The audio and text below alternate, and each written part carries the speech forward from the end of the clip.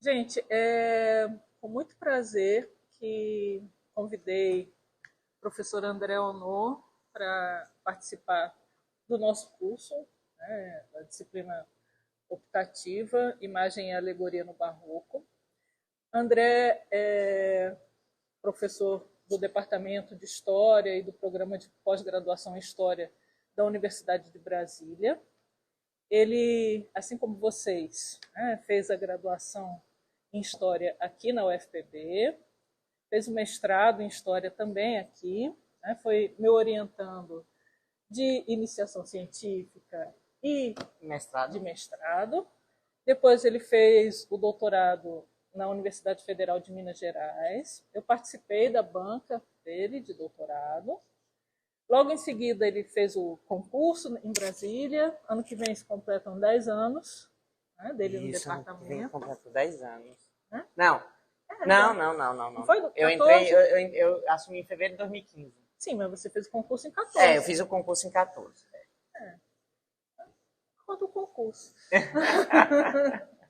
Ele está acabando de voltar de um pós-doc em Sevilha, na Universidade Pablo de Olavide, e ao voltar ele emendou num pós-doc na Federal do Rio Grande do Norte, lá em Natal, com a professora Maria Emília. Né? Lá em Sevilha, ele fez com o professor Fernando Quiles Garcia, que é um amigo nosso lá em Sevilha. Sim. E esse tempo todo, André desenvolveu pesquisas. Primeiro com a questão da presença dos carmelitas aqui no Nordeste, enveredou pela... Aqui em João Pessoa foi com a questão da azulejaria, depois foi com a questão institucional dos carmelitas em Pernambuco, voltou para a iconografia dos carmelitas, né, mas aí já com as pinturas, e agora a pesquisa dele se ampliou mais para a questão da iconografia barroca e ele está pesquisando sobre a iconografia da Virgem do Leite. Né? É uma iconografia muito específica da Virgem Maria, que tem uma circulação bem interessante desde a Idade Média, mas que no Barroco tem... no Barroco ibérico tem umas características bem interessantes. Então, essa foi a pesquisa dele de pós-doc lá em Sevilha. Ele tem feito algumas palestras, né, em Pernambuco, lá no Rio Grande do Norte. E hoje ele vai falar para a gente de um tema assim, mais amplo, né, a arte barroca na América Portuguesa, né, no Brasil colonial. E depois da fala dele, sintam-se à vontade para fazer algumas perguntas, inclusive sobre a trajetória dele, porque ele é uma pessoa que pode tirar um pouquinho das ansiedades que eu sei que vocês têm, né? E como todos aqui têm interesse em história da arte, em arte barroca, né? Que estão cursando a disciplina, ou pretendem cursá-la quando eu for ofertá-la, né, novamente, sintam-se à vontade. Então, palavra com André. Muito obrigado, Carla. Gente, boa tarde. Se quiser apagar essa luz aqui para o Data Show ficar mais visível, que no final eu vou mostrar algumas imagens. Bom, a Carla me apresentou com muito carinho. Eu sou filho aqui da UNB, né? Acho que assim tá bom. Né? Tá, acho que tá. Né? Eu sou filho aqui da UNB. Da UNB não, FPB. Oh, da UFPB. É o costume. Fiz minha graduação aqui na UNB, como a Carla falou, UFPB. mestrado, UFPB. Gente, é a vida. E por essas coisas do destino, eu fui parar na UNB, depois de ter saído da UFPB e da UFMG. Num belo dia vi um post no Facebook que tinha aberto um concurso na UNB e eu me inscrevi e passei. Não precisa disso aqui não, né? Não, precisa não. E durante esse período, como a Carla mesmo falou, eu venho...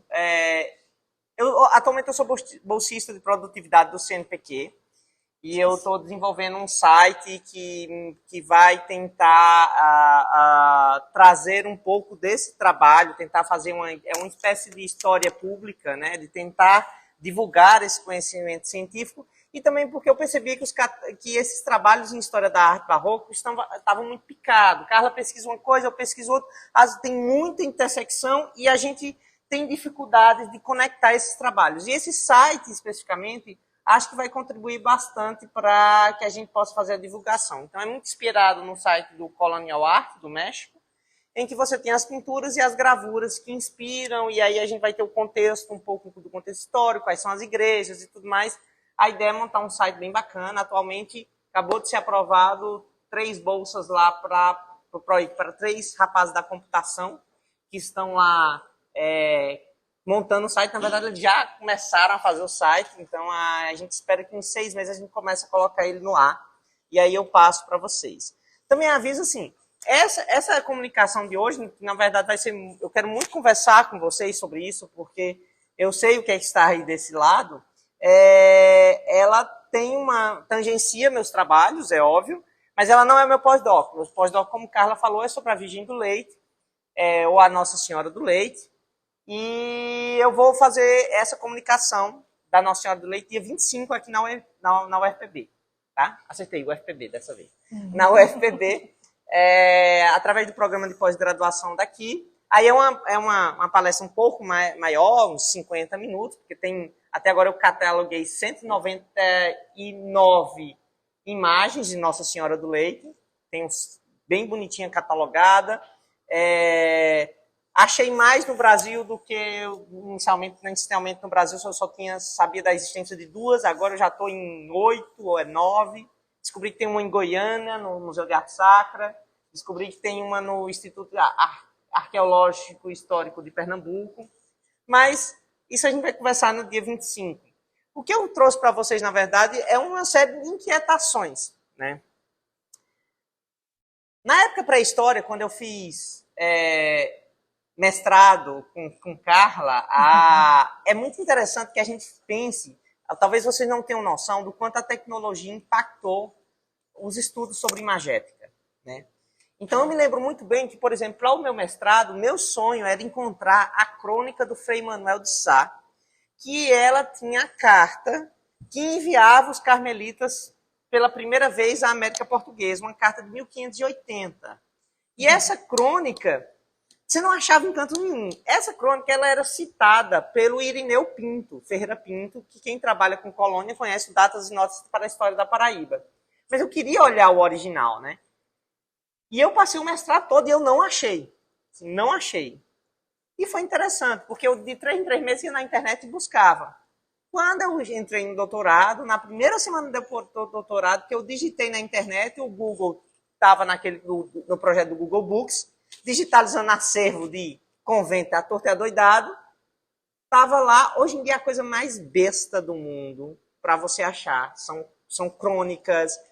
E, portanto, o meu trabalho do mestrado, por exemplo, que foi sobre as imagens da Igreja do Carmo daqui, ele foi um trabalho, por exemplo, que eu não trabalhei com gravuras, porque simplesmente a gente não tinha acesso. Hoje em dia é muito fácil você identificar. Bom, dá um trabalhinho, mas o fato é que você tem muita coisa digitalizada.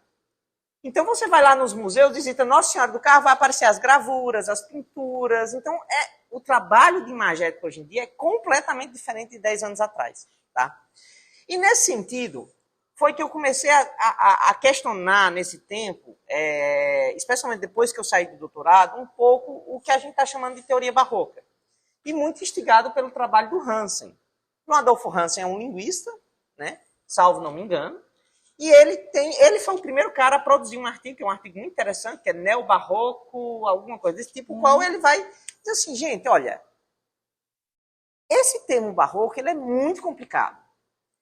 Eu não concordo 100% com Hansen, mas eu tendo a concordar com a crítica dele, no sentido seguinte, o que ele está basicamente falando lá naquelas 80 páginas, e é uma das coisas que eu vou problematizar aqui com vocês, é que o que se fez até então no Brasil, e aí você pode pegar os cânones que trabalham muitos, foi transferir um conceito de barroco que é europeu, que foi de pessoas que nunca viram a arte na América Portuguesa ou na América Espanhola, e esse conceito é transferido para explicar a arte brasileira. Da América Portuguesa, né? E isso me causava muito estranhamento. Por quê? Qual era a primeira coisa? Quando eu olhava para as pinturas aqui nas igrejas, eu não conseguia ver nada daquilo. E eu me sentia meio estúpido, porque eu ficava, meu Deus, então eu não tenho sensibilidade para trabalhar com arte, porque eu não consigo ver o que esse povo está dizendo que existe. Eu não conseguia mesmo. Então, a palestra tem muito dessas considerações. Eu, até só para ter o gostinho de vocês, essa é uma pintura do século XVII, está no Museu de Madrid, da Nossa Senhora do Leite, dando as almas o leite para as almas do purgatório. Essa pintura é muito importante para a palestra do dia 25, que eu trouxe só como ilustração mesmo, tá, gente? Do tipo, mas é linda, assim. Do tipo, só para provocar, né? Só para provocar. Mas ela tem um sentido dentro da minha palestra mesmo. Percebam como, por exemplo, é uma pintura claramente com toda a estética que nós chamamos de barroco, né? E você tem uma preocupação muito grande dentro dessa pintura com aquilo que vem desde o Renascimento. Lembre-se, vou abrir um parênteses só para explicar uma coisa. Quando a gente fala barroco, Renascimento e tudo mais, lembre-se que nada começa do zero. Então, quando a gente fala, no Renascimento surge isso, eu não estou dizendo que, assim, no dia acordou de manhã, nossa, agora eu vou fazer perspectiva, agora eu vou pintar de forma muito clara. Não. Há um processo de desenvolvimento. Você pega, por exemplo, o trabalho do Giotto, do século XIV, ele tem vários elementos que só vão realmente ser desenvolvidos, assim, vão tomar o palco principal no século XV. Mas o Giotto já está colocando várias questões de perspectiva lá no século XIV. Ok. Então, nada surge do nada, tudo tem sua construção histórica e ela não é linear. Né? Isso também é importante para a minha fala, porque quando a gente pensa o conceito de barroco. Eu considero que tem outros, lógico, eu não coloquei aí, mas eu acho que esses são os 4 principais que foram importados para o Brasil, para o bem e para o mal. Certo? Você tem o José Maraval, com um livro lá, Cultura do Barroco, o qual, eu acho que na década de 90, ele foi muito forte aqui no Brasil. Ele já não era forte na Espanha, como a Carla mesmo uma vez colocou. A tradução do livro do Maraval é muito tardia, quando ele já não tinha relevância lá na Espanha. Você tem ideia? Eu fui para o Congresso dos Jóvenes Barroco em Valência, e assim, cita-se Henri, como é o nome dele? É Henri alguma coisa. Foucillon? Cita-se o Foucillon, mas é outro, é o... Eugênio d'Ors. Cita-se o Eugênio d'Ors, mas o Maraval não é citado, que é muito estranho, porque os espanhóis, eles são muito... Apesar de estarem comemorando os 50 anos do livro esse ano que vem, né? Sim, mas eles não, em termos, pelo menos lá no Congresso, o pessoal que está trabalhando, o Rafael Garcia Maix, que é o pessoal que é herdeiro do Sebastião Santiago, né, que é considerado o papa da iconografia barroca lá na Espanha. Eles não trabalham eles não citam o Maraval. Né? Nem o Sebastião Santiago, ele em nenhum momento ele cita diretamente, ou o Fernando Tcheca, por exemplo, que são autores muito bons, eles não citam. Porque o Zé Maraval, ele trabalha com a ideia de uma cultura barroca, que existe uma cultura barroca. Eu tendo a concordar, mas eu acho que existem problemas nessa questão. Porque eu já escutei coisas do tipo, e os fortes são barrocos. Os fortes, entendeu? O forte de cabelo dele é barroco. E eu olho e olhava e falei, o que tem de barroco nesse negócio? É um forte, é uma fortaleza, assim. Porque é construída na época barroca. A explicação que me deram, eu fiz, sim. Então, se eu fritar um ovo na época barroca, eu vou ter um ovo barroco. É isso que você está me dizendo. Então, por quê? Porque uma coisa teórica para vocês. Um conceito que explica e que agloba tudo, ele não explica nada. Nenhum conceito. Então, por isso que os conceitos existem, os conceitos são díspares, e é importante essa pluralidade e essa diversidade. A diversidade é importante não só no nosso dia a dia, mas dentro da teoria também. Porque um conceito... E aí o problema que eu acho do conceito de cultura é que ele ficou tão amplo que tudo virou barroco. Tudo virou barroco. Saiu da arte, aí virou missa barroca, igreja barroca, rua barroca, casa barroca, ovo barroco, forte barroco. E aí... e aí o que isso explica? Que tipo de pergunta você pode fazer a partir daí? Porque nós, historiadores, trabalhamos com a pergunta. Nós olhamos para a fonte e perguntamos a fonte. Essa é a base. Ninguém aqui vai fazer história positivista, por mais que eu estou fazendo com a oficina de paleografia, mas isso é uma coisinha que eu conto no final. E nenhuma história, toda história é válida. História da Paraíba colonial não se faz sem os positivistas, sem o Maximiano Machado, sem o Ireneu Ferreira Pinto, sem o outro lá, o Horácio de Almeida. Você não faz sem o Pereira da Costa. Eles são fenomenais e são fundamentais. Não quer dizer que você vai escrever da mesma forma, né? Então, eu sou completamente contra rejeitar teorias. Acho que você tem que conhecer, você pode absorver, mas eu acho que tem que ter a crítica.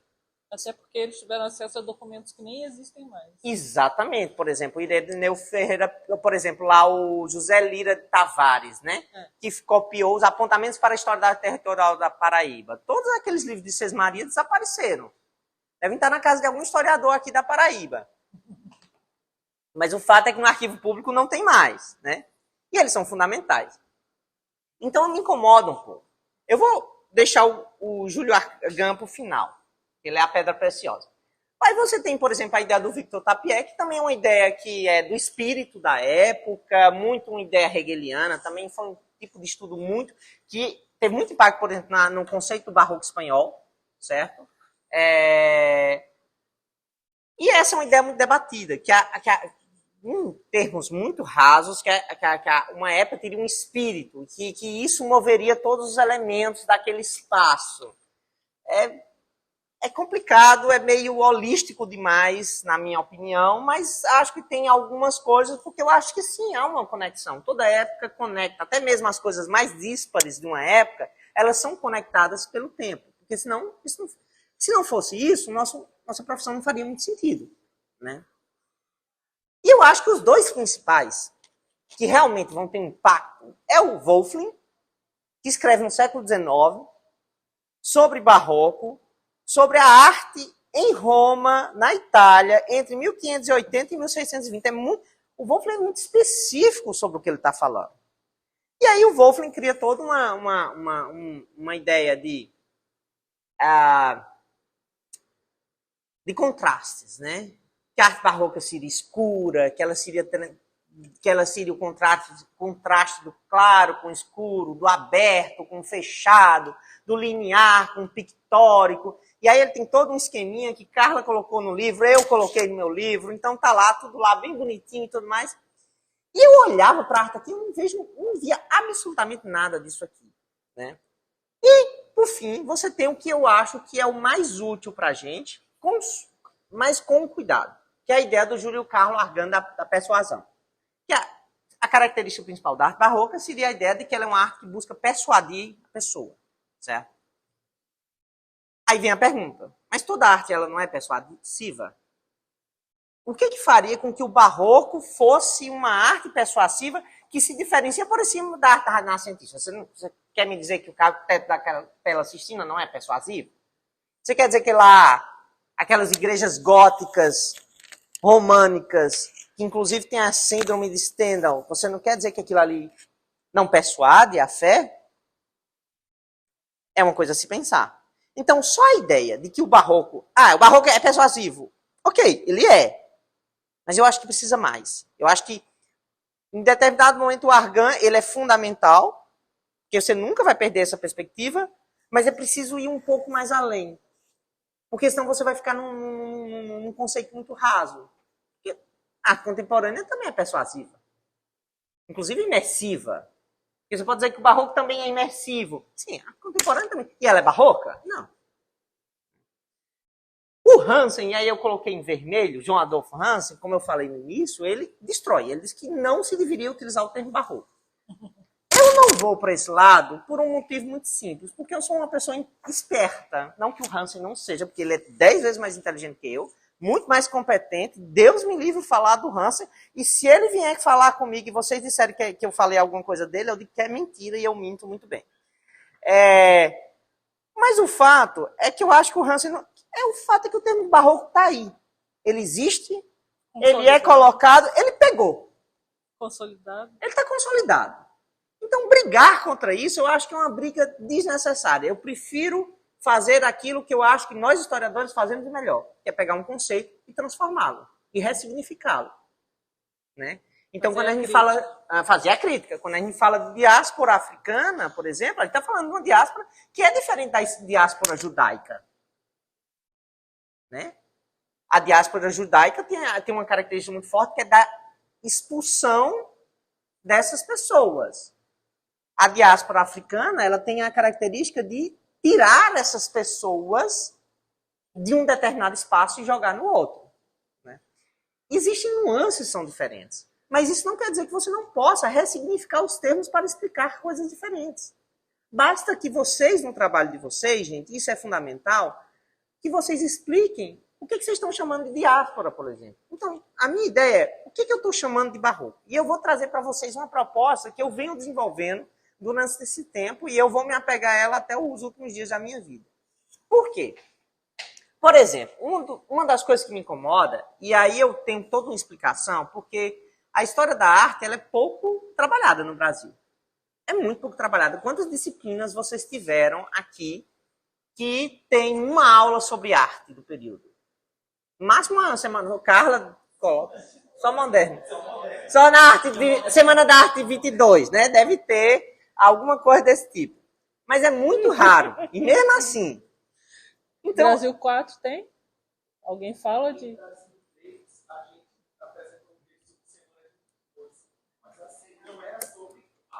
Era sobre relações sociais e a construção da semana de 22.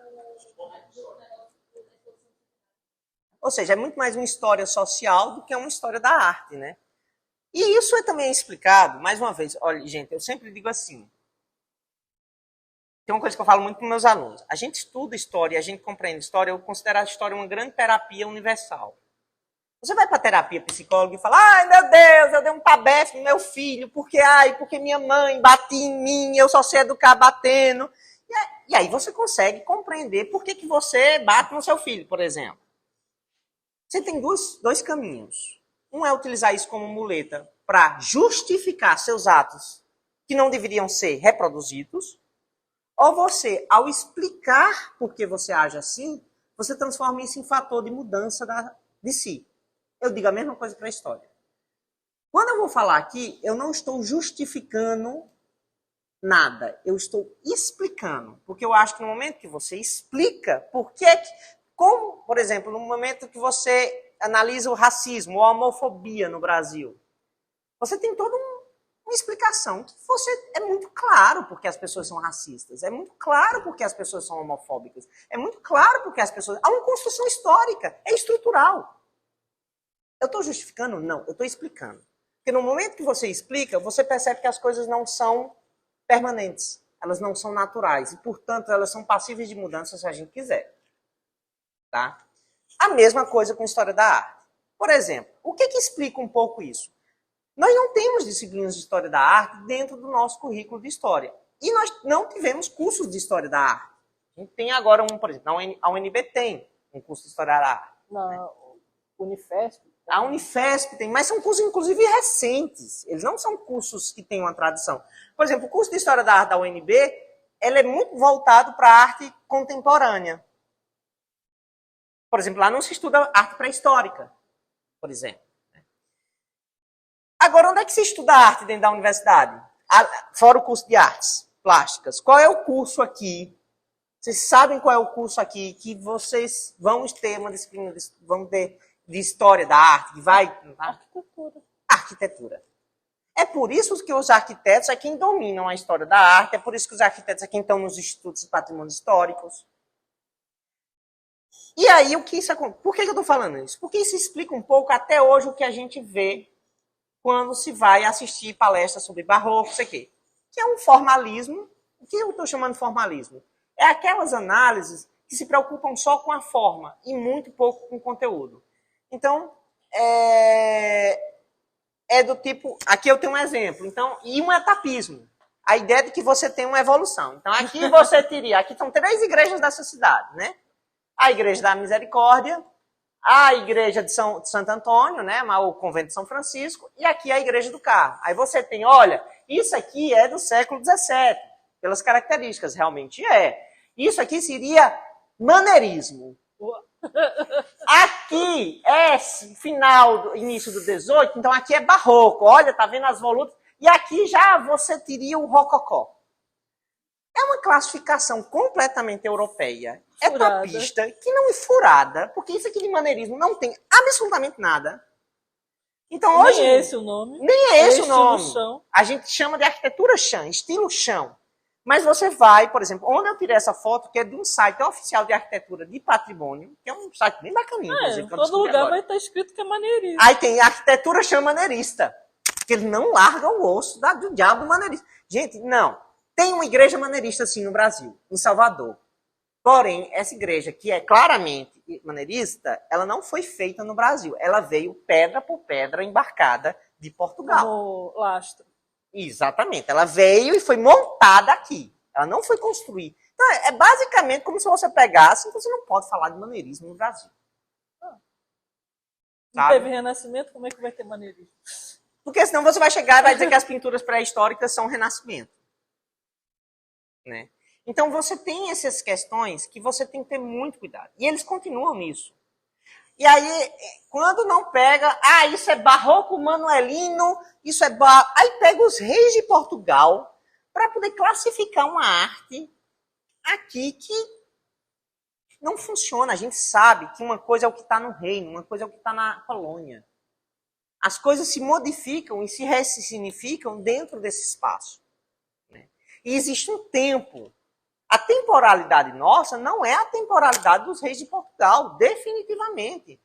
Eu sou doente com e eu acho, inclusive em Portugal, por exemplo, eu acho que a história da arte, se vocês me perguntarem onde é que tem o melhor conceito barroco, por mais que eu não, hoje em dia eu tenho um pouco de, não gosto muito do país, que é a Espanha, eu tive uns traumazinhos morando lá, não gostei muito de morar em Sevilha, mas ok, isso uma conversa para uma mesa com cerveja.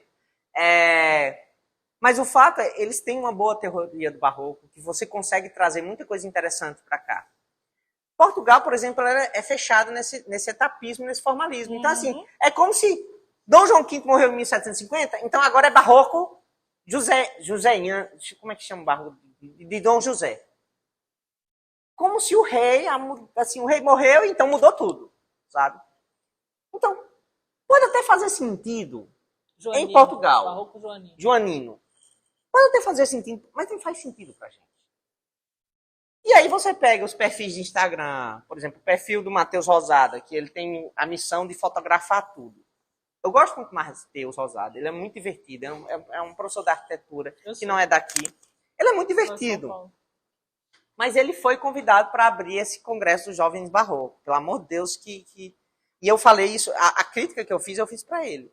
E ele colocou lá, o Brasil teve maneirismo até 1640, de 1640 a 1720 é o barroco, 1720 a 1780, a 1720 a 1780 o rococó. Ele colocou essa linha com essas limitações temporais. Eu fiz. Ele é arquiteto. De onde é que tu tirou isso, menino? Eu fiquei assim. E aí é tudo muito descritivo.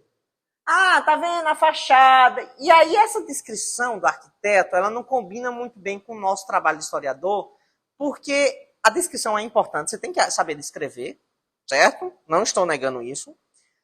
Mas a descrição que eu percebo nos livros, e até do melhor livro sobre barroco, o qual eu vou utilizar aqui, que eu considero que é o livro do Rodrigo Bastos, que é um arquiteto, a segunda metade do livro dele é basicamente descrição. E a descrição, o problema da descrição deles é que é muito adjetivada.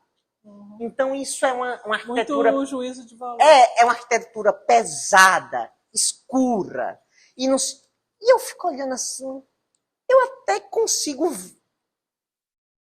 ter alguns sentimentos, mas eu acho que são sentimentos. Eu acho que você colocar isso numa análise, eu acho um pouco difícil.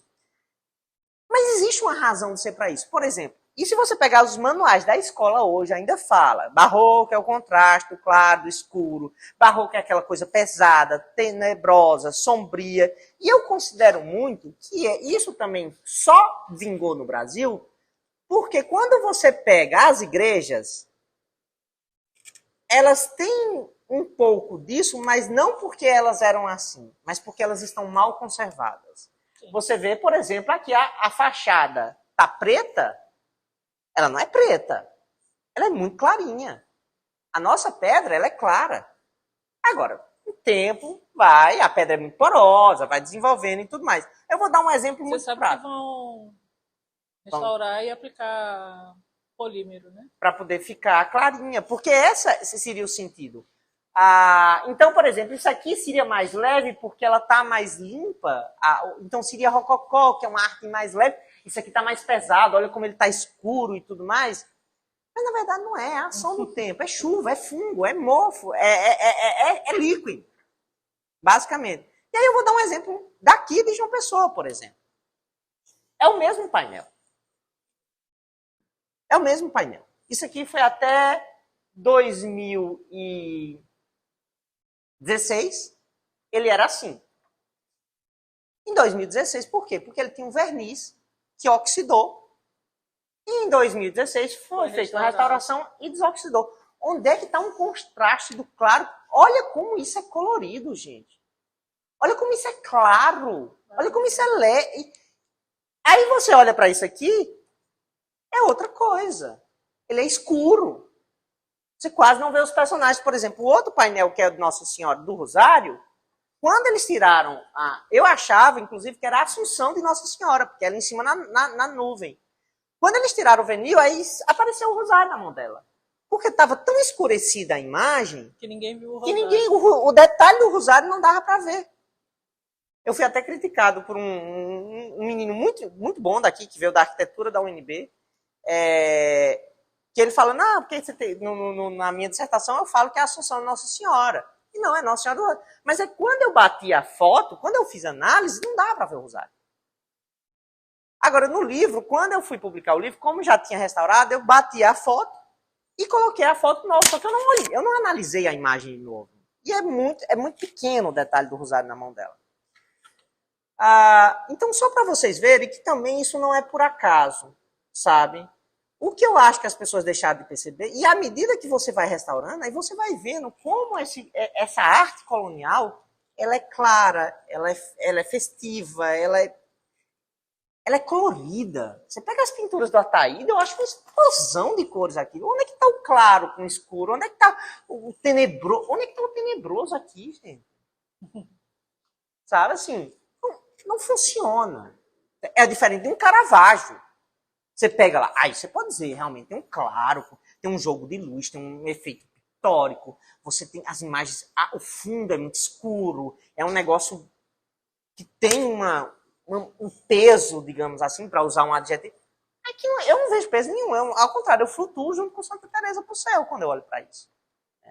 Então, à medida também que as técnicas de restauração, que foi se preocupando em restaurar o patrimônio brasileiro, esses conceitos de barroco, na minha concepção, foram caindo por terra.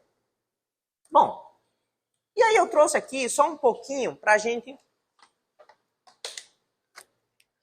pensar um pouquinho a história da arte dentro do que iria ser específico. Então, quando a gente pensa em imagens dentro da Igreja Católica, eu trouxe três citações que é a primeira do Concílio de... Eu vou primeiro ler a do meio, que é do Concílio de Constantinopla IV, que é um concílio do século IX. Olha o que eles diziam. Aqueles que têm sido anátemas por este sagrado e ecumênico concílio, não é permitido pintar imagens sagradas nas igrejas, ou pregar ensinamentos em qualquer lugar, sem importar se essas são divinas ou puramente de natureza secular. Ele está dizendo algo que é muito importante. Ele está dizendo que só quem pode pintar imagens sacras são pessoas puras. Quem for anátema da igreja não pode. Então, para o pintor, e isso vai ser reproduzido pelo Paleotti, pelo Borromini, por vários tratadistas do século XVI, que eles vão dizer, o pintor ele tem que ser virtuoso para poder pintar arte sacra. Porque a pintura sacra, ela não é uma pintura qualquer. Isso é grave essa informação, porque é fundamental para o conceito de barroco que eu quero apresentar para vocês. Né? E aí ainda coloca, qualquer um que emprega este tipo de pessoa violando este decreto, se ele for um clérigo, correrá em risco de ser deposto dessa posição. Se for um leigo, ele será privado da Sagrada Comunhão. Ou seja, qualquer um que colocar um pintor que não seja digno do cristianismo, que não seja religioso, para pintar uma imagem sacra, ele vai ser punido. No século XIII, por exemplo, São Boaventura justificava os usos das imagens em 3 fatores. A incultura dos simples, que as pessoas simples não teriam cultura, já que elas podiam se comunicar com os iletrados, ou seja, a imagem falaria para pessoas que não sabem ler. A tibieza dos afetos, porque os homens esquecem facilmente da palavra, ou seja, na concepção de São Boaventura, a imagem tem mais força do que a palavra. E nossos afetos são, ele fala, e nossos afetos são incitados mais pelo que se vê do que pelo que se ouve. E a terceiro elemento é a labilidade da memória, pois ela é instável e o que só se ouve cai mais fácil no esquecimento do que só se vê. Ele fala que a memória ela é instável. Então, se eu digo algo para você, daqui a uma semana você vai esquecer, é o velho telefone de sem fio, ou aquilo vai sendo modificado ao longo do tempo. A imagem não, ela está fixa, permanente. Portanto, a mensagem é clara e ela é confiável. Tudo isso aí junto, então quando você pega o Concílio de Trento, que é isso aqui embaixo, que é aquilo que o que é o Concílio de Trento? No século XVI, a igreja se reúne, devido principalmente à Reforma Protestante. A Reforma Protestante é a primeira vez que o cristianismo se racha sem volta. Porque você teve lá os ortodoxos, mas há uma união da igreja. Se comunica e sim, o Papa até hoje, quando assume, vai lá pedir a bênção lá dos ortodoxos, né? Mas no protestantismo, não. E o Concílio de Trento, ele surge dentro desse contexto, não é uma resposta direta aos protestantes, mas vai responder também aos protestantes. Porque a igreja faz concílios, basicamente a cada 100 anos ela tem um concílio. E esse Concílio de Trento, então, como ele é fruto de sua época, ele vai se debruçar sobre as questões da época. Uma das questões é, o que o protestantismo vai contestar? Adoração de santos. O que mais?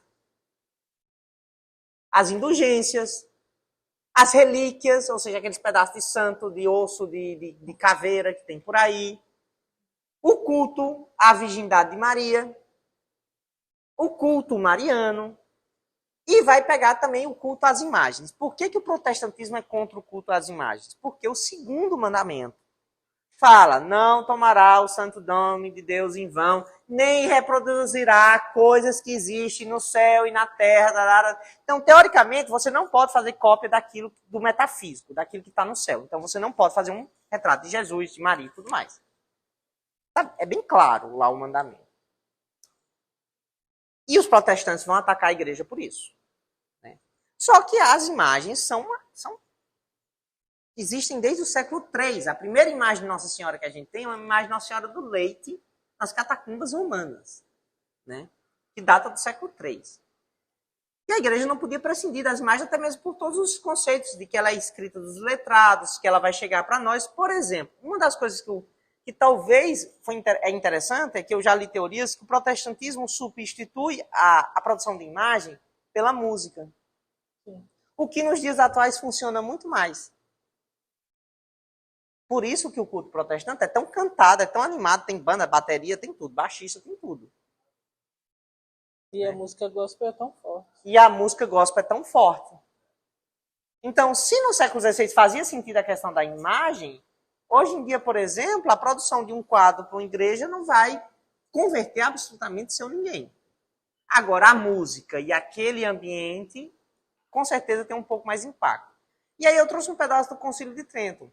Os bispos ensinam diligentemente que, por meio das histórias referentes aos mistérios da nossa redenção expressas em pinturas ou de outros modos, o povo é instruído e confirmado na comemoração e na assídua contemplação dos artigos da fé.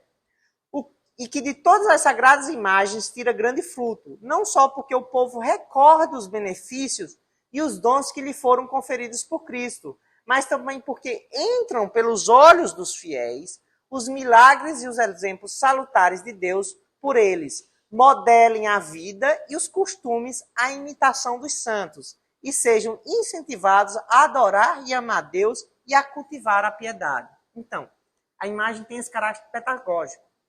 elas ensinam, elas exortam você a seguir aqueles modelos, aqueles exemplos. E sempre que você vai esquecer, é só olhar para o quadro. Né? Bom, porém, eu trago um pouquinho de duas Nossas Senhoras do Leite, uma muito polêmica, mas que eu não vou falar agora, só para vocês verem o seguinte. O que você tem? Você tem uma mudança, como eu falei, com o advento do Renascimento, né? E isso não surge no Nascimento, por isso que eu fiz questão de trazer essa imagem do Jean Fouquet, do Museu de Belas Artes, da Antuérpia, na Bélgica, que é uma Nossa Senhora do Leite. Teoricamente, dizem que seria a amante dele, estava lá ela ficou muito tempo no túmulo da amante dele e tudo mais. E uma imagem do Ambrógio Lorenzetti, que também no Museu de Arte Sacra de Viena, na Áustria. São duas Nossas Senhoras do Leite. Né? Para vocês perceberem um pouquinho a mudança da forma, aí por isso que você não pode descartar nada. Vou falar um pouquinho de formalística. Olha a diferença do corpo dessas mulheres. Essa imagem do Lorenzetti, ela tem muito pouca perspectiva. Ela tem pouco escoçamento. Você percebeu? Vou dar um exemplo muito claro. A forma como ela segura o bebê que amamenta. Nenhuma mulher segura um bebê. Você já viu alguma mulher amamentando, segurando a criança assim? Não. Geralmente a mulher está com o braço e ela está com a mão no seio, segurando assim. A partir do século XV, todas as Nossas Senhoras do Leite, tanto é que quando se censura o seio, o que vai ser identificado a Nossa Senhora do Leite é basicamente essa posição da mão. Que é a mão aqui no peito, fazendo isso. Mas as medievais, geralmente, elas seguram o menino da forma mais troncha possível. E o que é que eu quero dizer com isso? Porque no período medieval, isso não é uma preocupação. Por exemplo, eles têm muito mais preocupação. Olha o tamanho do menino. Olha o tamanho do peito dela. O peito dela está quase... Nem parece que é um peito. Parece que é alguma coisa que ele está mordendo fora. Isso não é preocupação para a arte gótica. Esse tipo de perfeição do que seria o corpo humano, isso aí é coisa que vai vir lá para o século XIV, século XV, o Renascimento, vai ter a ideia, tanto é que você pega lá as sibilas do Michelangelo, é tudo malhada, marombada de academia, bombada mesmo de testosterona. Você pega o braço da mulher, isso aqui.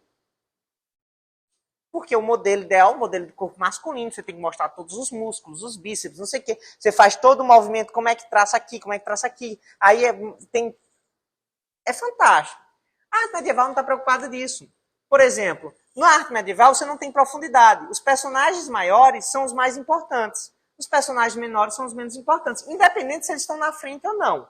Olha, eu não pinto absolutamente nada, mas eu sei de que se eu fosse fazer um retrato de vocês aqui, para dar a sensação de profundidade, eu teria que fazer meu colega aqui da frente maior e a minha colega que está atrás, ela tem que ser menor. Ela pode ser até maior do que ele, na vida real. Mas se eu fizer ela maior e ele menor, eu vou dar um quebra, eu não vou conseguir fazer a questão da perspectiva, de parecer que vocês estão sentados de um para o outro. Né? Além de tudo, você tem uma coisa que você faz no corpo, que é a anamorfose. Se eu estou desenhando o braço aqui, nessa posição, há uma deformação que eu tenho que fazer no desenho para que ele aparente que o braço está para cima. Certo? Se eu desenhar ele chapado, não vai funcionar. Certo? Então, nessas duas imagens, você tem essa comparação. Isso é importante. Por quê? Porque eu considero que isso é uma das coisas que vai levar à crítica das imagens. Cada vez mais se aperfeiçoa a pintura em termos de tentar fazer um corpo perfeito, de tentar mostrar um rosto perfeito. E isso vai fazer, por exemplo, que o seio de Nossa Senhora, que era um seio quase tímido, virar essa maravilha siliconada que você tem aqui em cima.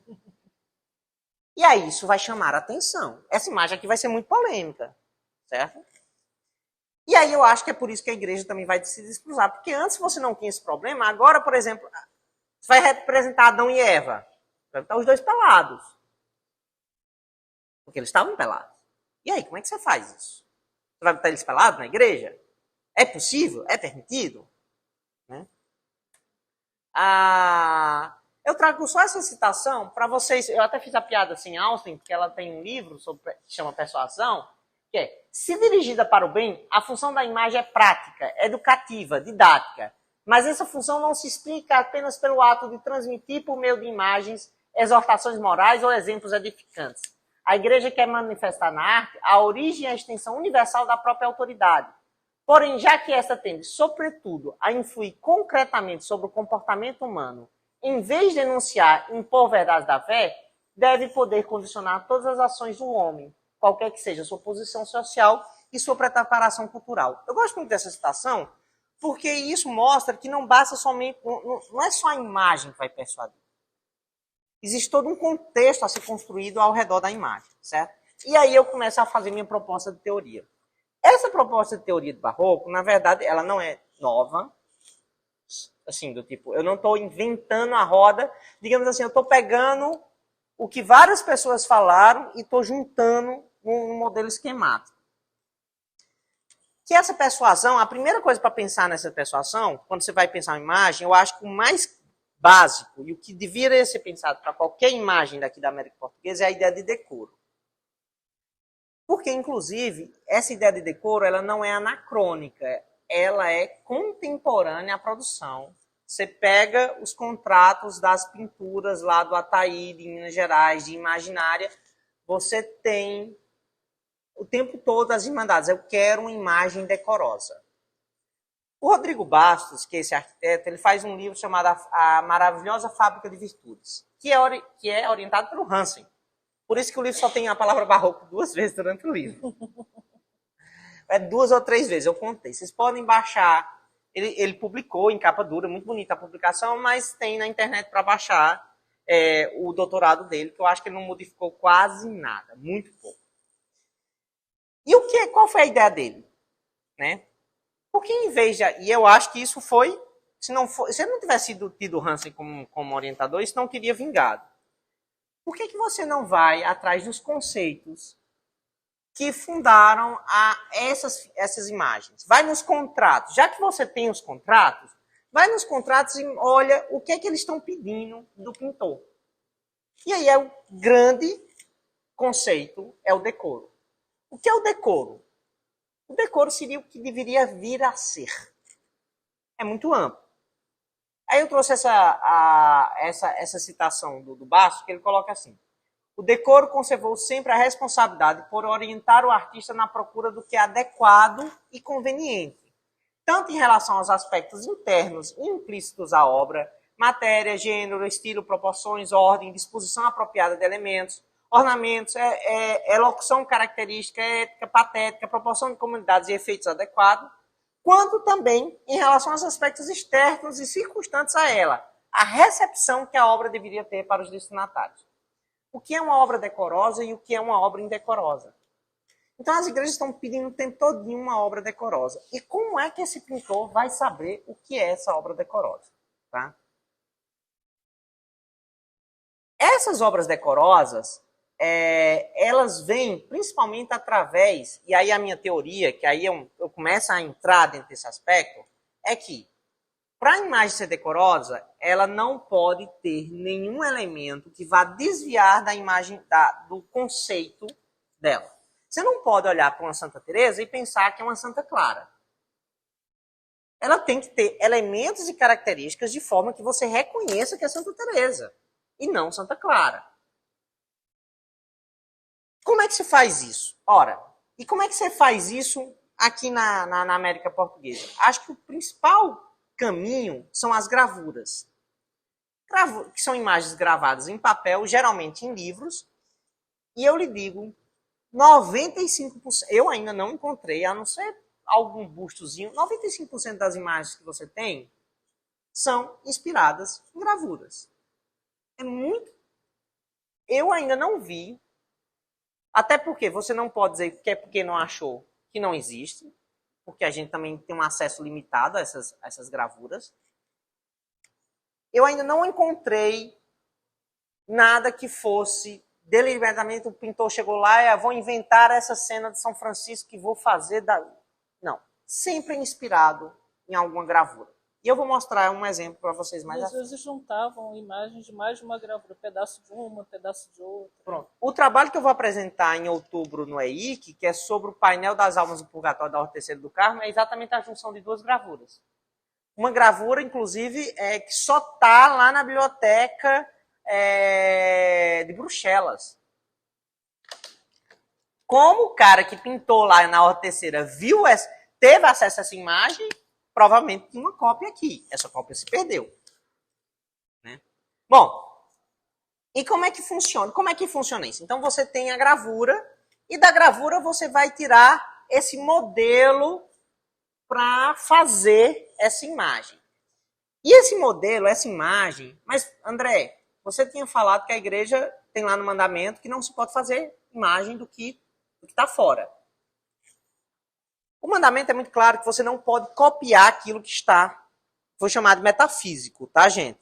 É tudo aquilo purgatório, tudo aquilo espiritual. Físico somos nós, o metafísico é aquilo que a gente não está vendo. O segundo mandamento fala claramente que a gente não pode copiar o metafísico. Ok. Mas essas imagens, o que a igreja vai colocar? Ela vai retomar o conceito de verossimilhança para dizer que essas imagens, elas não são cópias. Elas são verossimilhantes. A imagem que vocês viram lá de Santa Teresa, na nuvenzinha que eu mostrei, lá as duas, ela não é cópia de Santa Teresa. Teoricamente, Santa Teresa não parece nada com ela. Ela é verossimilhante a Santa Teresa. Qual a diferença disso na prática? Vou dar um exemplo para vocês que eu descobri isso e eu explico isso sempre que eu vou explicar o conceito de verossimilhança. O que é isso?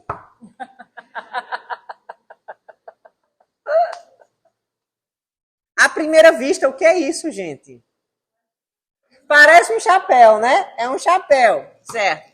Aí lá vai o aviador voltar todo triste para casa, porque ele fez a obra-prima dele. Se vocês não leram o livro favorito das Miss, é o momento de ler, né? E aí ele vai dizer, não, isso não é um chapéu. Isso é uma cobra que engoliu um elefante. Aí ele faz um segundo desenho, que é esse desenho. As pessoas, eu acho que você devia parar de desenhar cobras engolindo elefantes, porque fica muito complicado de entender. Para mim, é a forma perfeita de você explicar o que é uma imagem que é uma cópia de uma imagem que é verossimilhante. A imagem verossimilhante é aquela forma que você tem de melhor chegar à verdade. E para chegar à verdade, nem sempre a cópia da imagem é a melhor. Vamos dizer que você está andando lá no Rio Paraíba, e aí você se depara com a jiboia que engoliu um elefante. Você vai ver essa imagem da esquerda ou você vai ver a imagem da direita? Vocês vão ver o elefante dentro da cobra? Vocês vão conseguir enxergar dentro da cobra e ver o elefante lá dentro? Vocês vão ver o quê? Uma cobra fechada, um montão lá. Hã? Não é verdade? Você não vai ver o que está dentro da cobra. Você vai ver isso aqui. Então, isso aqui é uma imagem que é uma cópia do que se vê. Porém, essa imagem como cópia, ela não consegue passar a mensagem. Ela não consegue passar o que realmente está acontecendo. E aí, o que ele faz? Ele faz uma imagem verossimilhante, que você não vai encontrar na vida real, que não se parece com o que você está vendo, mas ao mesmo tempo todo mundo percebe que tem um elefante ali, não tem? E que ele está dentro de uma cobra. Isso é uma imagem que é uma cópia, isso é uma imagem verossimilhante. Então, nem sempre a cópia é a melhor forma de você passar uma mensagem. Às vezes, a imagem verossimilhante é muito mais eficaz para você passar a mensagem. Aí a igreja se safa. Ali não é uma imagem, não é uma cópia de Santa Teresa. Ali é uma imagem verossimilhante a Santa Teresa. É a melhor forma de você chegar a Santa Teresa, mas não é cópia dela. Olha o detalhe, que o demônio está nos detalhes, literalmente. Então, nesse sentido, a igreja justifica as imagens. Eu não estou copiando ninguém. Eu não estou dizendo que aquilo ali é Cristo se parece com aquilo. Eu estou dizendo que aquilo ali é o veículo para se chegar ao metafísico. Por isso que essa imagem verossimilhante, ela não pode ser feita por qualquer um. Porque, na verdade, ela não... E aí tem a diferença entre imagem sacra e profana. Imagem profana não é uma imagem imoral, é simplesmente uma imagem que não é sacralizada. A imagem sacra é esse veículo. Por isso que ela tem que ser regulada. Por isso você não pode colocar nada que desvie da mensagem. Se eu botar uma borboleta... Se eu quiser somente passar a mensagem de um elefante, de uma cobra que engoliu o elefante, e eu botasse, por exemplo, ali umas flores na cabeça do elefante, eu poderia prejudicar a mensagem principal. A mensagem principal que eu quero é essa. O elefante engolido pela cobra. Se eu boto umas flores ali dentro, aquilo pode lhe levar a uma interpretação a mais, a um elemento a mais que não faz parte da mensagem. Por isso que a imagem ela tem que ser muito cuidadosa. E por isso que você vai ter a ideia, aqui na América Portuguesa, de você utilizar essas gravuras. Porque são gravuras do século XVI, XVII e XVIII, que já foram publicadas em livros, e se ela já foi publicada em livros, elas são autorizadas pela igreja. A igreja está dizendo, elas são verossimilhantes, elas passam uma mensagem perfeita. Vocês não precisam mais fazer muita coisa. O pintor, se ele fosse inventar a imagem, ele correria o risco de não passar a mensagem da melhor forma possível. A gravura é a grande solução de que diz assim, olha, isso já está, a igreja já carimbou e disse assim, essa imagem aqui é perfeita para passar a mensagem de Santa Teresa subindo aos céus. Certo? Porém, ao mesmo tempo, você não tem como coibir completamente a criatividade. E a ideia de criatividade não se encaixa nessa época. Qual é a ideia que a gente tem? O que os contratos pedem? Um engenho. Que é uma invenção. Tem essa palavra também. É aquelas modificações. Você vai pegar a gravura e a gente vai ter um exemplo prático, eu vou mostrar para vocês. E o que é que eu, como pintor, posso fazer naquela imagem que eu possa colocar meu traço, que eu possa até mesmo melhorar aquela imagem, de forma que eu não prejudique o conteúdo, mas que eu possa... É porque eu sempre faço essa metáfora, ninguém se lembra que antigamente na televisão você pegava a imagem pela antena, né? Eu digo que a imagem sacra, ela é uma antena. O quadro, ela é a televisão, e o metafísico, que é o sinal. Então, dependendo da forma como você rodava a imagem, a antena, a imagem ficava mais chuviscada ou não. Você conseguia ver ou não melhor as coisas. A mesma coisa. Como é que esse pintor ele consegue rodar essa antena de forma que aquela imagem fica ainda mais clara, mais límpida, que a mensagem se passa ainda de forma melhor, né? Porque a finalidade maior é a maravilha. É você entrar na igreja e você ser arrebatado por aquilo.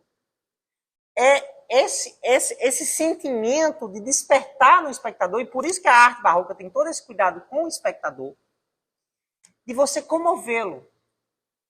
Mas comover um espectador, gente, não é tão fácil assim. E mais do que isso.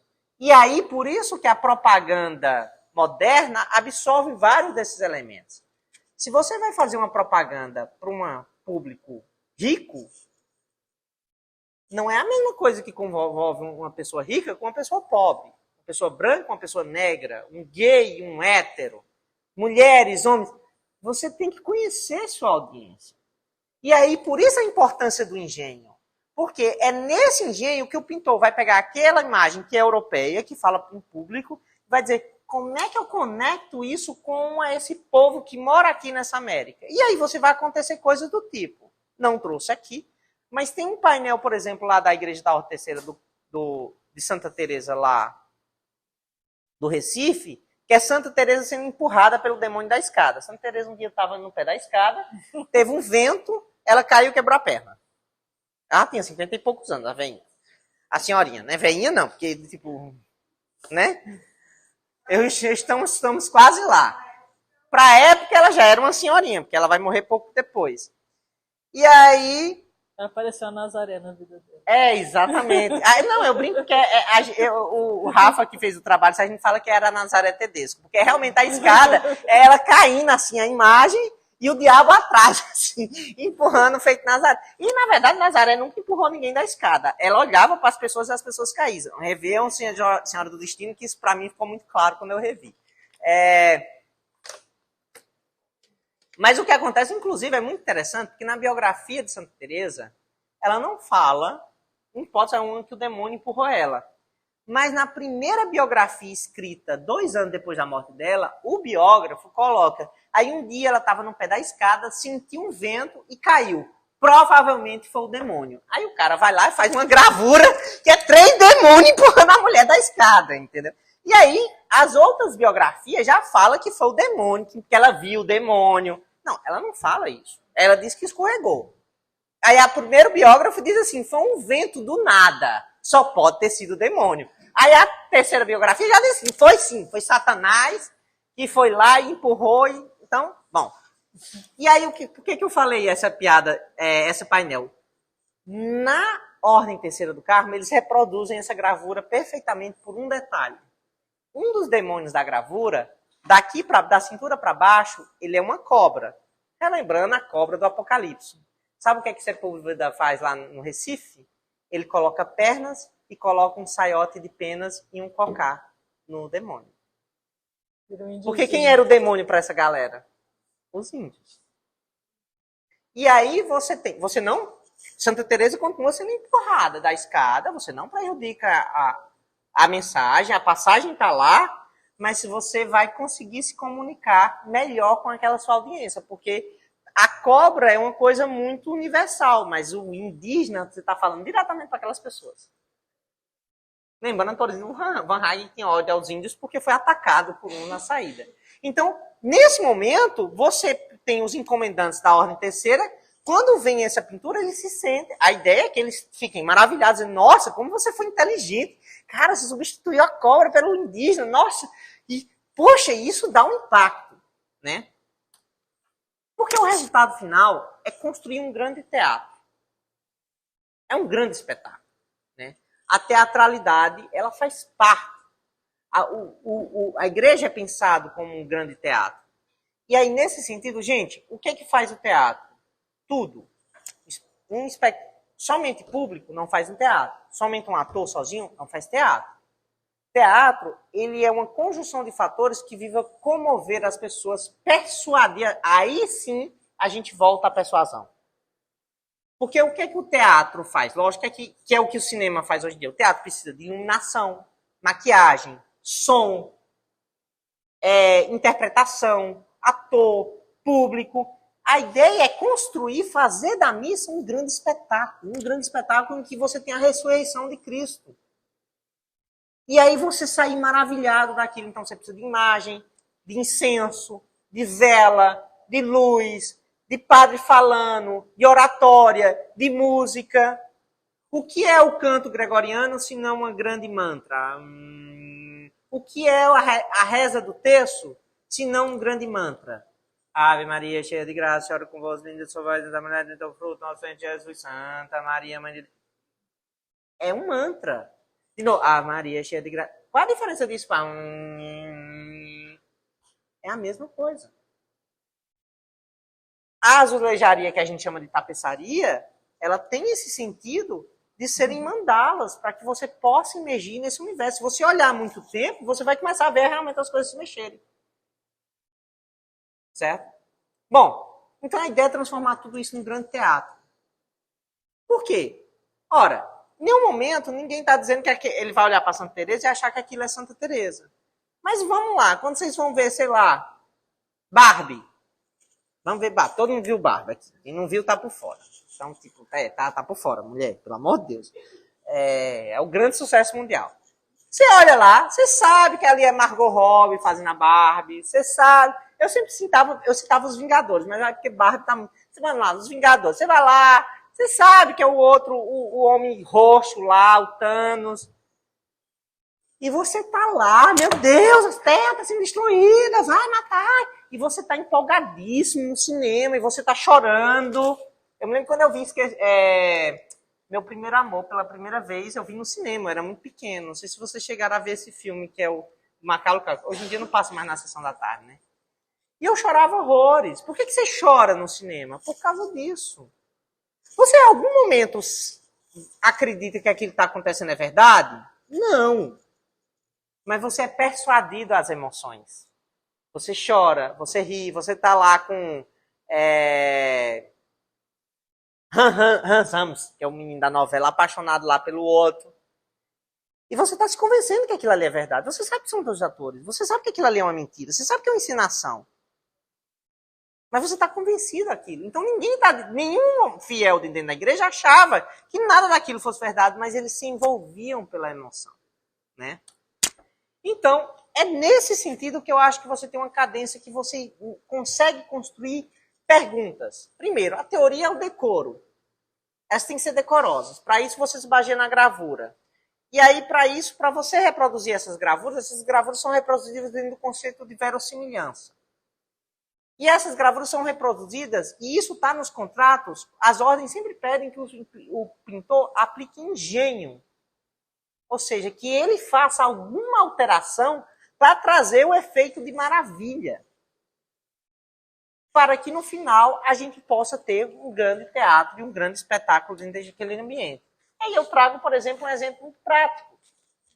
Isso aqui é uma pintura da igreja da Ordem Terceira do Carmo do Recife. Ela está em cima do coro alto, é uma pintura muito grande. Ela é mais ou menos da altura dessa parede aqui, dessa parte de tijolo, né? Ela realmente é muito grande. 3 metros de altura. Ela é uns 3 metros de altura por uns 2 de largura. Eu não consigo abarcar ela assim com os braços, tá?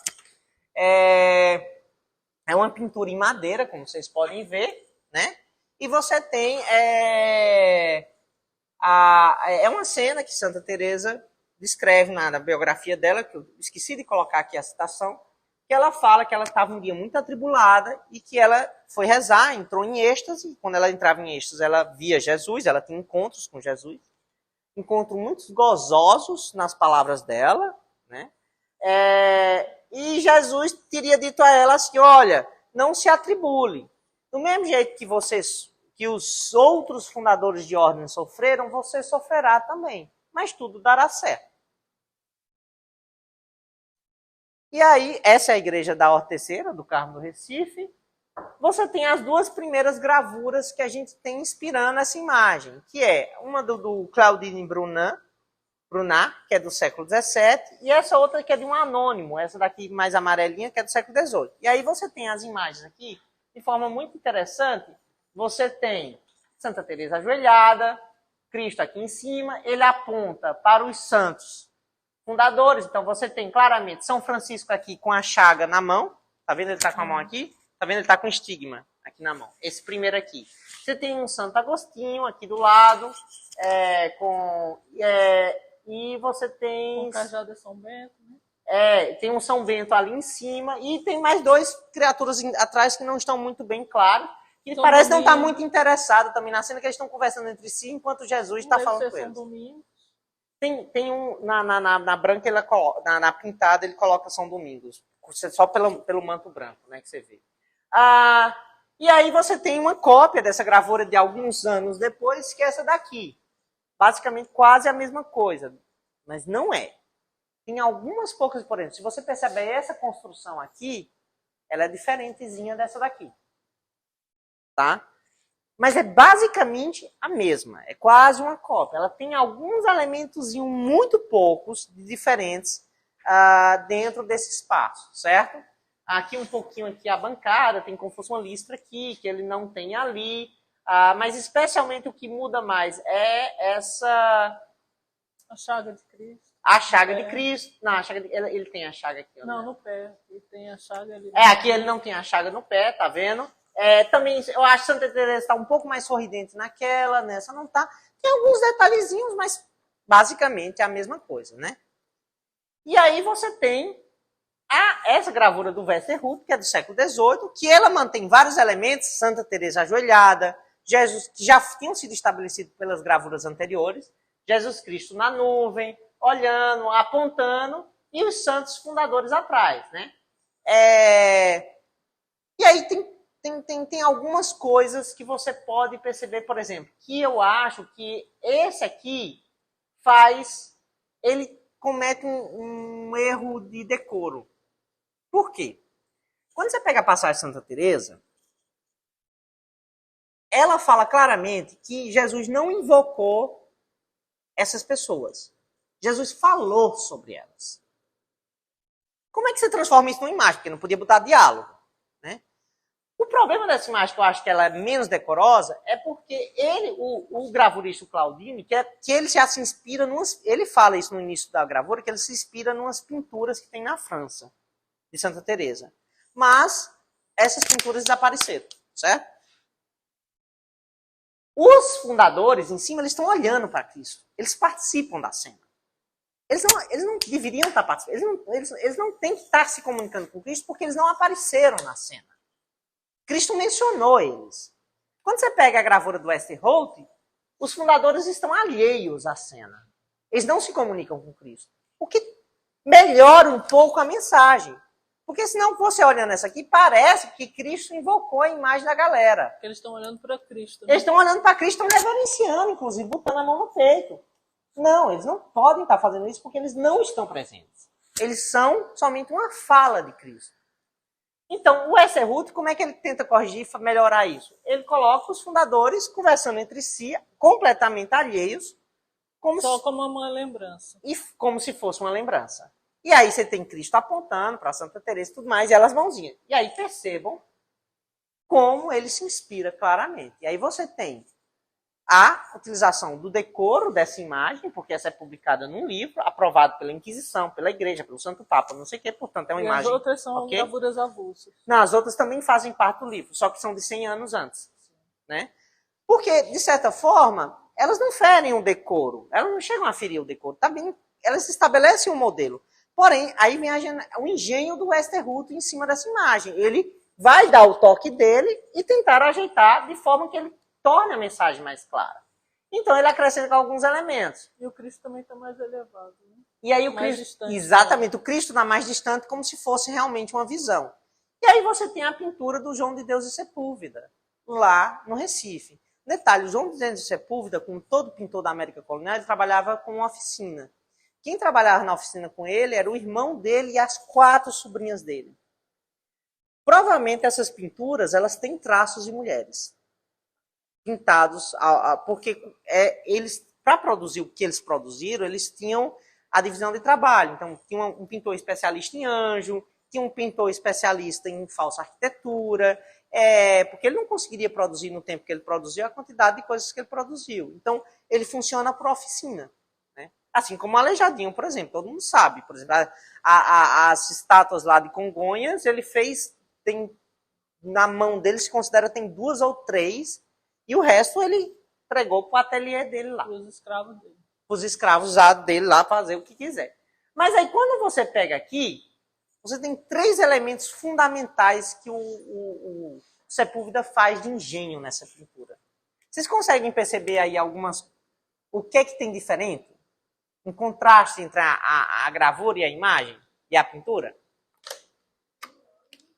Ok, tem um anjo aqui, ó, tá vendo? Ela coloca um anjinho aqui e 2 anjinhos aqui que não tinha na gravura, né? Perfeito. Esse é um elemento. Tem o quê? O orbe.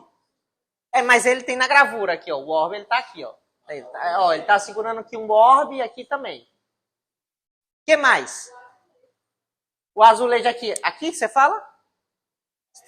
Você tá notando que, ó. Primeiro o azulejo, ele muda o chão, é verdade. Daqui, ó, é diferente. Ele muda a toalha da mesa, ele coloca uma ornamentação na mesa, né?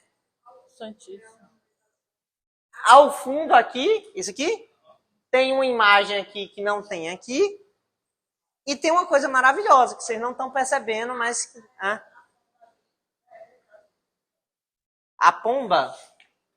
É um santíssimo nele.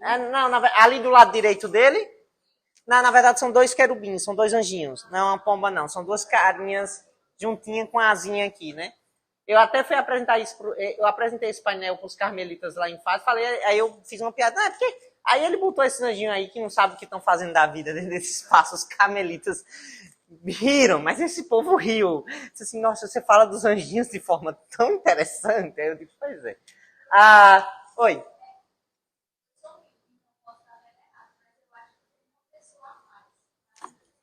Tem 3... Não tem uma pessoa a mais, mas tem uma diferença muito importante que que ele tira da imagem. Bom, dá para perceber que você tem São Francisco aqui, ele acrescenta um ramo de lírios em São Francisco, tá vendo? O Sepúlveda. Você tem um São Domingos, não dá para identificar um Santo Agostinho, só que presta atenção na figura no canto direito. Ele é negro. Que na gravura ele é branco. Então o Sepúlveda coloca um personagem negro dentro desse espaço. Por que ele coloca um personagem negro desse espaço? Eu tenho uma teoria. Ora, estamos falando da Ordem Terceira Carmelita no Recife na segunda metade do século XVIII. Você tem vários dos seus membros, são pessoas mestiças. São descendentes de negros, certo? Então você coloca um personagem negro, talvez tentando conectar com os seus encomendantes. Já que se trata do ingresso da Ordem Terceira, que não era qualquer pessoa que subia nesse espaço para ver onde está essa imagem. Então eu tenho a ideia de que, assim como o Evaldo mesmo fala, que toda a genealogia da elite pernambucana é adulterada, que são tudo descendentes de indígena escravizado, ele coloca o personagem negro porque você tinha pessoas com a pele mais escura ou com a pele preta dentro desse espaço. Fala.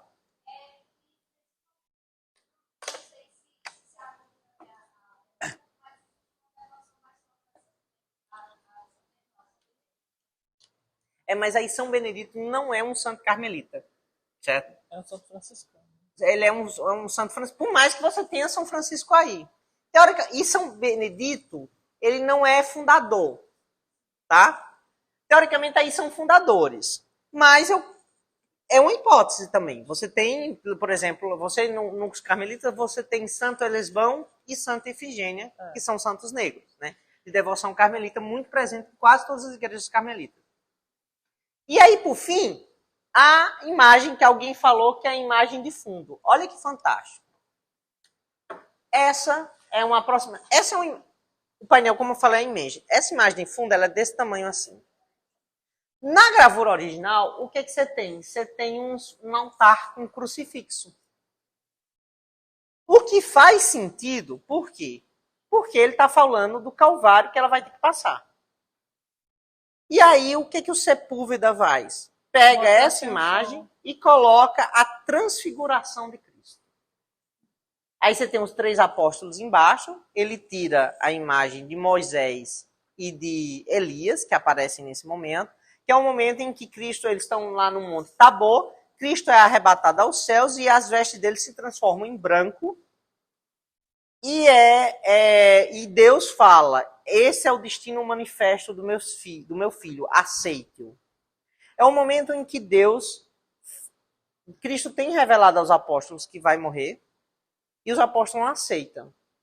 E aí é o momento em que Deus diz assim, você tem que aceitar o Calvário. É o momento da aceitação.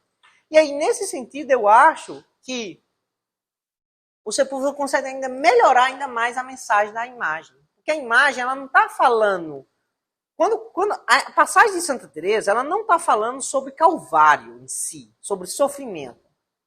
O que ele fala para ela é para ela aceitar que ela vai passar por dificuldades, que ela está atribulada, que os outros passaram também e que ela aceite, porque vai dar tudo certo. E nada pode... A cena máxima de dentro da Bíblia de aceitar o destino manifesto é a transfiguração de Cristo. Então você tem um engenho dentro do decoro que o Sepúlveda fez, modificando um elemento substancial, colocando uma cena completamente nova dentro daquela cena que não altera, muito pelo contrário, ela limpa ainda mais, ela direciona ainda mais a mensagem que é: aceitem o que Deus colocar para vocês. Aceite o desígnio de Cristo. E aí eu acho que é nesse sentido que a gente consegue construir uma boa história da arte no Brasil. Se a gente pegar esses conceitos e depurá-los, pegar uma metodologia e sair construindo e pensar nesse decoro, nesse engenho, nessa verossimilhança, e a gente consegue entender, inclusive, por exemplo, coisas formalísticas do próprio Sepúlveda. Ele precisa ter um conhecimento para isso. Será que foi o encomendante? Será que foi ele? Mas, por exemplo, ele tem que ter técnica de miniatura. Quem faz isso também é a Josefa de Óbidos. Josefa de Óbidos adora botar nos painéis dela, no botão, no broche, por exemplo, uma outra cena que só comunica diretamente com essa. Certo? Então, a minha ideia é advogar por essa história da arte que foge dessa questão do claro, do escuro, do aberto, fechado, que para mim interrompe qualquer análise e não vai levar a canto nenhum, mas pensar nesses conceitos, porque esses conceitos levam a você olhar a imagem, interpretar e fazer perguntas, e construir fontes. Então aí eu percebo, por exemplo, eu advogo hoje em dia que o Sepúlveda é o pintor. Que me perdoe o Ataíde, mas eu acho que o Sepúlveda, em termos de engenho, de decoro e de fazer de maravilha, eu acho que o Sepúlveda é o maior expoente da pintura colonial brasileira. Ele só não é estudado. Porque não está em Minas Gerais. Porque não está em Minas Gerais. Somente por causa disso. E é isso, gente.